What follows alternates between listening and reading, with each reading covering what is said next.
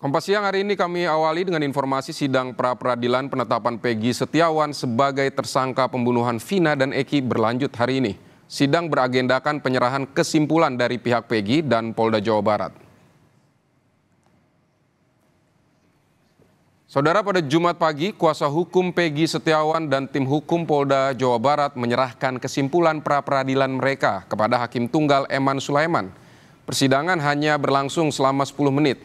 Sidang pun akan dilanjutkan pada Senin 8 Juli 2024 pukul 9 pagi dengan agenda pembacaan putusan pra-peradilan.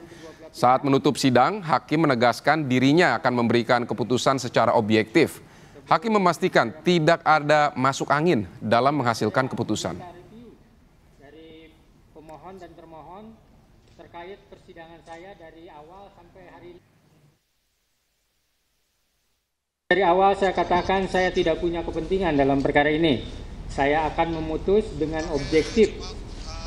Tidak ada yang namanya tekanan dari manapun, saya abaikan kalaupun ada.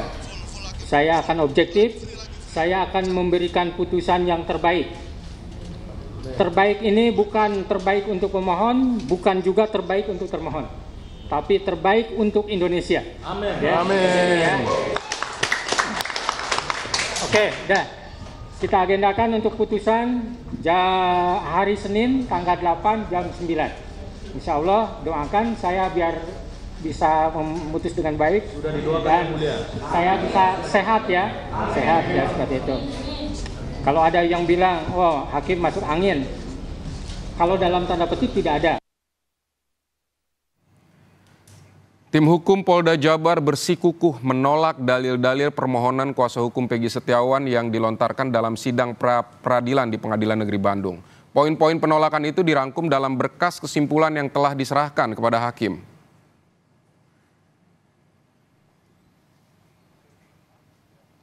Kabid Hukum Polda Jabar Kombes Nur Hadi Handayani mengatakan penolakan terhadap semua dalil-dalil yang disampaikan tim kuasa hukum Peggy Setiawan selaku pemohon dituangkan dalam 12 halaman kesimpulan yang sudah diserahkan kepada hakim.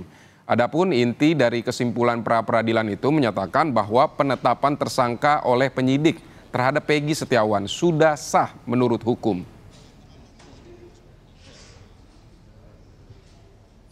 Jadi pada hakikatnya kami menolak dalil-dalil apa yang disampaikan oleh para pemohon, ya, mulai dari pemeriksaan para saksi, kemudian ahli pun dari pihak mereka juga sama mendukung kami.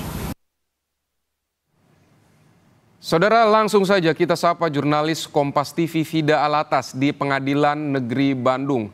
Vida, poin-poin apa saja kesimpulannya yang diserahkan oleh atau yang disimpulkan oleh Polda Jawa Barat dan juga pengacara Peggy Setiawan? Ya, Vidi, tadi sidang pra-peradilan hari ini dengan agenda kesimpulan ini memang baik dari kedua belah pihak, baik itu dari pihak Peggy Setiawan maupun dari Polda Jabar, ini sama-sama tidak kemudian membacakan secara langsung poin-poin kesimpulan mereka di hadapan Hakim Tunggal Eman Sulaiman. Namun memang kesimpulan-kesimpulan tersebut ini hanya diserahkan melalui sejumlah berkas begitu ya. Vidi dan juga saudara, tadi kami berbincang dengan kedua belah pihak baik itu pemohon dan juga termohon. Kalau dari pihak Peggy Setiawan ini menyerahkan dengan sejumlah kurang lebih 30 halaman berkas kesimpulan begitu, sedangkan untuk Polda Jawa Barat ini menyerahkan kurang lebih 12 halaman begitu. Kesimpulan yang berkas tersebut ini langsung diserahkan kepada Hakim Tunggal Eman Sulaiman. Jadi tadi Vidi dan juga saudara, sidang kesimpulan hari ini berlangsung cukup singkat begitu ya. Kurang lebih ini sekitar 10 menit saja. Dan tentunya saat ini yang masih ditunggu atau ditunggu bersama-sama ini adalah sidang putusan dari kemudian Hakim Tunggal Eman Sulaiman terkait apakah kemudian penetapan Peggy Setiawan tersangka kasus kemudian perlindungan anak dan juga pembunuhan berencana Vina dan juga Eki 8 tahun silam ini sah secara hukum atau tidak. Tentunya ini nanti akan diputuskan oleh Hakim Eman Sulaiman di Senin mendatang. Tapi Vidi dan juga saudara, kalau kita menilik ke belakang, perjalanan sidang pra-peradilan dari penetapan tersangka Peggy Setiawan ini sudah berlangsung selama kurang lebih 4 hari ke belakang, dimulai sejak tanggal 1 Juli 2024 lalu, di mana ada sejumlah saksi yang kemudian dihadirkan oleh pihak dari Peggy Setiawan dan juga ahli yang dihadirkan oleh kedua belah pihak. Tadi masing-masing pihak kami sempat tanyakan begitu ya pendapatnya terkait sidang pra-peradilan yang sudah berlangsung selama kurang lebih 4 hari ke belakang. Kalau dari pihak Polda Jawa Barat, mereka meyakini bahwa penetapan Peggy Setiawan sebagai tersangka oleh pihaknya ini sudah sesuai dengan kemudian prosedur hukum dan tidak menyalahi aturan. Sementara untuk dari pihak Peggy Setiawan ini menyebut bahwa sangat disayangkan pihak termohon begitu ya atau Polda Jawa Barat ini tidak bisa membuktikan dalam sidang pra-peradilan kemarin begitu ya yang sudah dilangsungkan terkait apakah kemudian klien mereka Peggy Setiawan ini adalah Peggy Peron. Sementara kalau dari pihak Peggy Setiawan ini telah mengajukan beberapa saksi dan juga ahli pidana yang atau maksud kami beberapa saksi yang kemudian bisa membuktikan bahwa Peggy Setiawan ini bukanlah Peggy Peron, DPO atau buron yang selama 8 tahun ke belakang ini diburu oleh polisi, utamanya ini adalah dari Polda Jawa Barat terkait keterlibatannya dalam kasus pembunuhan Vina dan juga Eki 8 tahun lalu. Kalau kita runut ke belakang kembali Vidi dan juga saudara, paling tidak ada 5 saksi yang sudah dihadirkan oleh pihak Peggy Setiawan. Ini adalah teman-teman dari Peggy Setiawan, sesama buruh bangunan yang 8 tahun lalu, tepatnya di waktu-waktu sekitar waktu kejadian pembunuhan Vina dan juga Eki, ini mengerjakan proyek di Kota Bandung. Di antaranya ini adalah Dede Kurniawan, Bondol, Soeharsono, dan juga Agus, serta pemilik proyek serta istri dari pemilik proyek.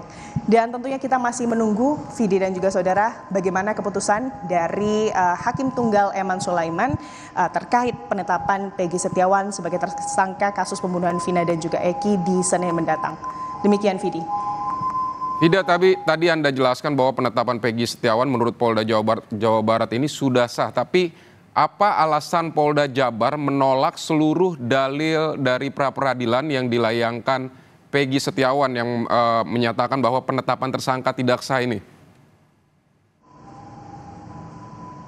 Ini tentunya berdasarkan ahli pidana atau keterangan ahli pidana yang kemarin, tepatnya pada hari Kamis kemarin begitu, Vidi dan juga saudara, dihadirkan oleh Polda Jawa Barat, di mana ahli pidana ini menyebut bahwa untuk penetapan tersangka seseorang dalam suatu kasus pidana begitu ya, 2 alat bukti ini cukup untuk dijadikan dasar sebagai penetapan kemudian seseorang sebagai tersangka. Dalam hal ini, dalam penetapan tersangka Peggy Setiawan, Vidi dan juga saudara, sudah ada 2 alat bukti yang dikantongi oleh polisi dari Polda Jawa Barat begitu ya, yang dijadikan dasar sebagai keterlibatan Peggy Setiawan sebagai tersangka dalam kasus pembunuhan ini. Sementara kalau kita melihat sebetulnya hal ini juga dibantah begitu ya oleh pihak kuasa hukum Peggy Setiawan atau pihak Peggy Setiawan melalui ahli pidana yang juga dihadirkan 1 hari sebelumnya, tepatnya di hari Rabu pada saat sidang pembuktian.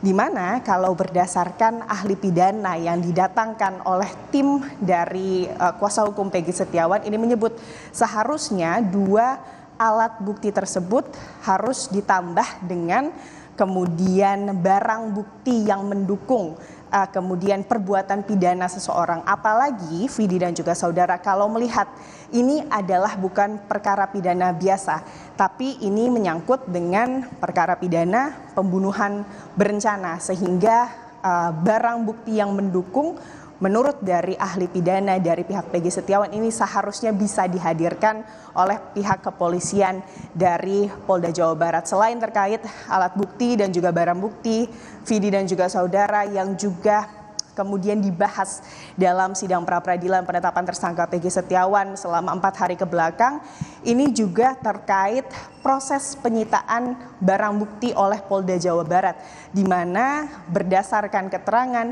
yang diberikan oleh kuasa hukum Peggy Setiawan dalam kemudian sidang pra-peradilan pembuktian kemarin, bahwa penyitaan barang bukti Peggy Setiawan ini dilakukan ada dua begitu ya, Vidi dan juga saudara. Ada penyitaan barang bukti yang dilakukan 8 tahun silam pada tahun 2016 dan juga di tahun 2024 ini saat kemudian Peggy Setiawan ditetapkan sebagai tersangka. Menurut kuasa hukum, kedua penyitaan barang bukti ini dinyatakan tidak sah sesuai hukum. Karena kalau yang pertama di tahun 2016 ini penyitaan tidak disertai surat dari pihak pengadilan, dan saat penyitaan ini selesai dilakukan, selama 1 minggu setelah penyitaan dilakukan tidak ada surat kemudian persetujuan juga yang diberikan dari pengadilan setempat. Demikian Vidi. Baik, kita tunggu bersama nanti sidang putusan pra-peradilan Peggy Setiawan Senin pekan depan. Terima kasih Vida Alatas untuk laporan Anda dari Pengadilan Negeri Bandung.